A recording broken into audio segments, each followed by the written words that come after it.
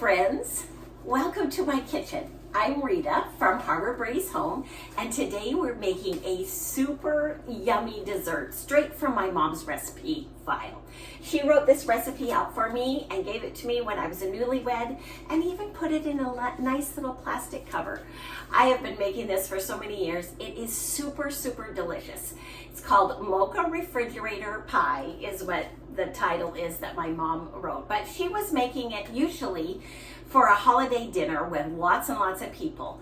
So you can make it in half the batch of what I'm making today and put it in a pie plate, but I'm going to make it in a 9x13 pan. So it will be like a square dessert.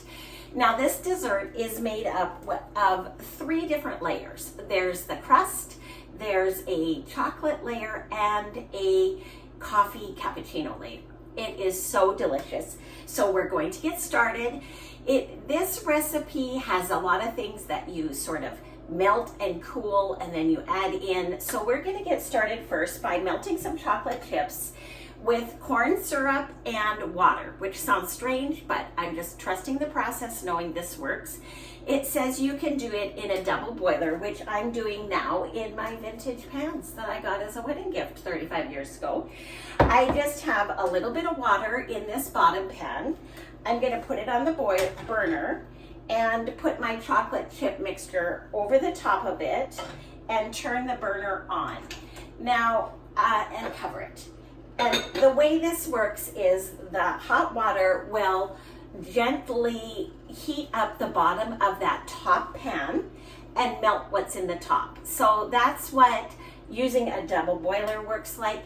If you don't have a double boiler, you can melt the chocolate chips in the microwave. And speaking of the microwave, we're going to get our another layer started, and we're going to need to melt some marshmallows. And I do this part in the microwave. So I have 33 jumbo marshmallows, or a half a pound, and I'm going to add in some instant coffee and again some water.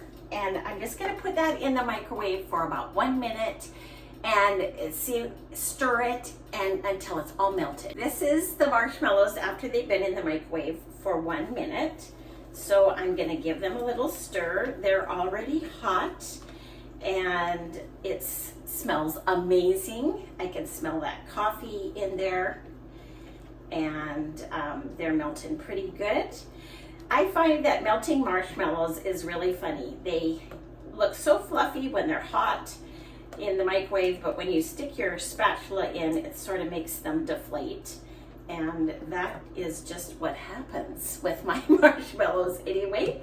So it's, as you stir it, the heat of the marshmallows that are melted melt it more. So 1 minute with my microwave might almost be enough here. It looks like they are all melting really nice. Now we are going to put whipped whipping cream into this, and so we want this to be cooled down to room temperature. If we left it warm, the whipping cream would just melt into this. So we want this cool to room temperature, but we don't want it too cold. We don't want to put it in the freezer or something like that, because then it would just get too cold.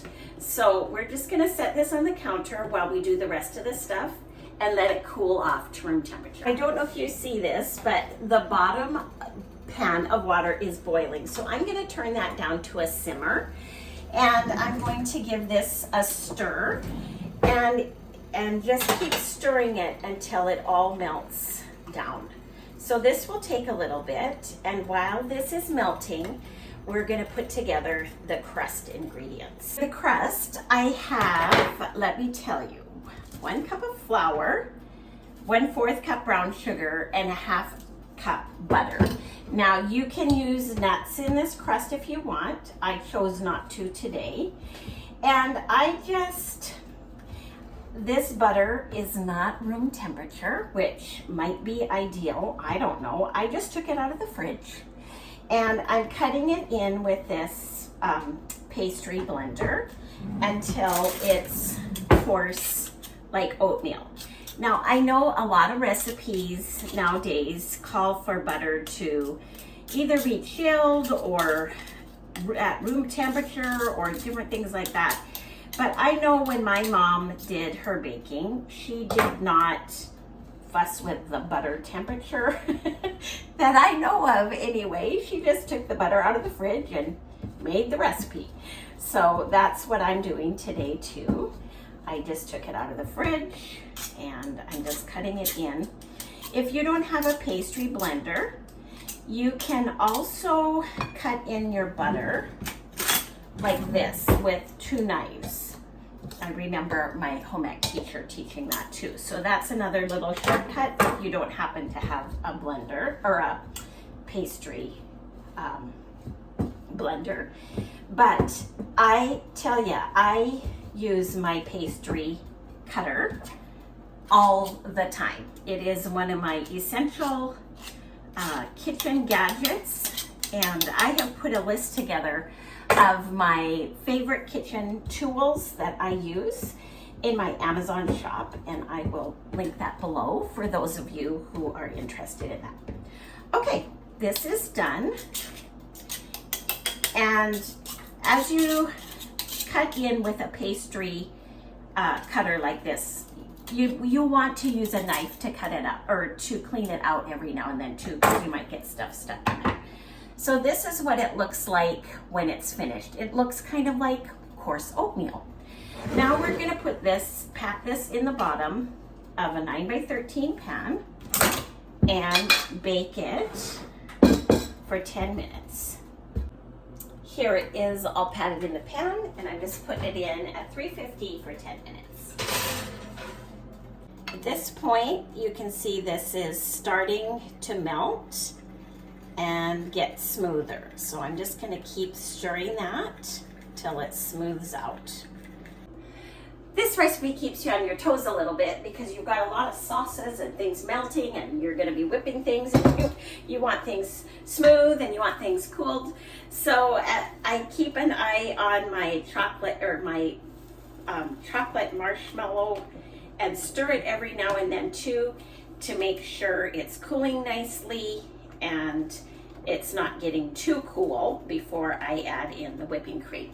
So it's still a little bit warm, so it's too early to add in the whipping cream, but it is cooling off nicely. Now the chocolate chips have melted and it's nice and smooth, and I've separated 2 eggs, so I have 2 egg yolks that I'm gonna lightly beat here. And we're gonna wanna cook the egg yolks in the chocolate mixture for 1 minute. So what I'm going to do is temper the egg yolks a little bit and put a little bit of this in and whip it together, because we don't want cooked eggs in our chocolate mixture. So we're just gonna temper that a little bit and add a little bit more.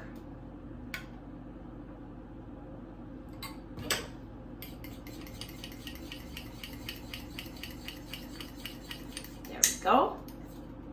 And now we're gonna add this all to the chocolate mixture here, and we are going to cook that for 1 minute. So I'll keep an eye on my timer and cook this together for 1 minute. This is all smooth and glorious. I'm gonna turn off the heat and just set this aside now to let it cool. Timer's beeping, and that means our crust is ready. So it's kind of a golden, it's light golden brown. We're just gonna take a wooden spoon here and stir it around, which I don't make any other crust like this. This is interesting to me that you pat it down after it's cooked a little bit, but that's what you do and it works. So excited, I just learned a little trick. I was trying to figure out a way to press this down without burning my fingers, and this wooden spoon thing wasn't working very good. So if you just put a piece of parchment paper over and your flat potato masher or something flat like that, then you can press it down and it gets it nice and firm, and you don't burn your fingers, and you can kind of get it even that way. So there we go. I've learned the hard way that you don't try to rush this if things are not cooled. So this is cooled to room temperature, and now I need to quickly whip up the whipping cream and fold that in before it gets too cool. Here's a tip for whipping cream. Chill your bowl and your whipper before you whip whipping cream, and it will whip a lot faster. I also make sure that the whipping cream itself is nice and cold. Start it out slow, and I put a towel around it because it can tend to go all over the place. So put a towel around it and let it go. I quickly washed the mixing bowl. Make sure it's really clean on the inside, no residue of anything, because we are going to make a meringue. And using the 2 egg whites we put the egg yolks in the chocolate. Now we're making a meringue to go into the chocolate layer. Put that up high, and again, it's splashing around. Just make sure we're gonna whip that till it forms stiff peaks. It's at the peak stage, so I'm going to add in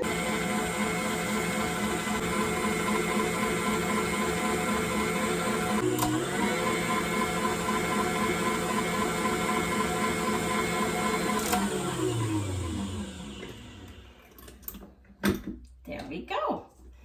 So for a meringue, you want it to have a nice little, you know, whatever that's called, stiff peak, I think it's called. Now we have the 2 components for the chocolate layer. We have the melted chocolate, and we have this lovely meringue, and we're going to combine the 2.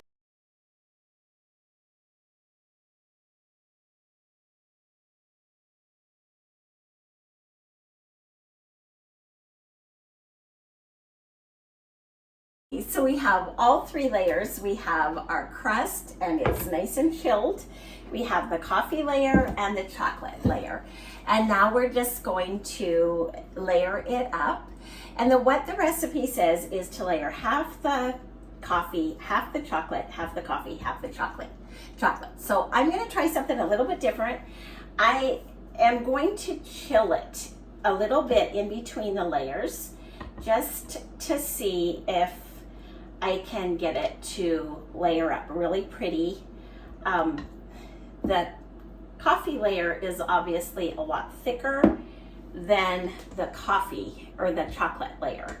So I think that if I chill this, it will maybe hold a little bit better. This is one of my favorite spreaders, icing spreader. My mom had one too, and it is another one of my kitchen gadgets that I love. It just helps spread things out so nice and evenly. It's easy to hang on to, and they have different varieties right now, but my mom's was wooden handled, so I got the same as she had. I love it. So I'm just gonna put a little chocolate layer or the coffee layer on, stick it in the freezer for 10 minutes, I think. That's what I'm gonna try. And then put a chocolate layer on. There we go, layer number 1.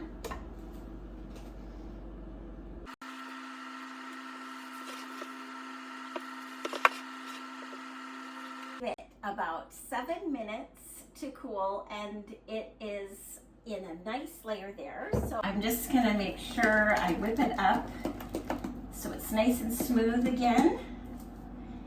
And the chocolate layer is more delicate than this one. So this time I'm going to drop it on in little dollops so that it will be easier to spread without disturbing the layer underneath.